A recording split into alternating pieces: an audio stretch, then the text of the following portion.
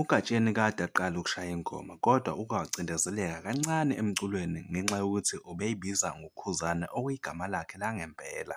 UGatsheni ukuyibiza kwakhe ngegama lakhe langempela leyo nto leyo yamenza wangasheshe waduma kanti futhi engomeni ukhona. Into eyamshaya ukuthi wayesekhona omunye uKhuzani kanti futhi igama lakhe lase liyi-brand. Leyo nto leyo uGatsheni yamakhela inzondo kubalandeli bakaKhuzani kwaba sengathi manje uyakopela noma uzenza uKhuzani kanti igama lakhe. Uthe uma ebuya eseyibiza ngoGatsheni abantu bamthanda kanti futhi babona ukuthi akanankinga. Kuvele ividiyo yakhe yena uGatsheni ehamba noKhuzani bejahe ukuyogibela ibhanoyi. Lokho kujabulise abalandeli. Hamba noKhuzani Ndlovu.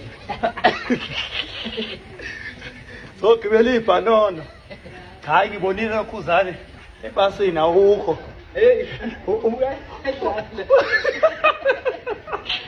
Hamba noKhuzani Ndlovu.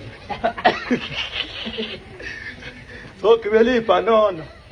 Hayi ngibonile noKhuzani ebhasini awukho.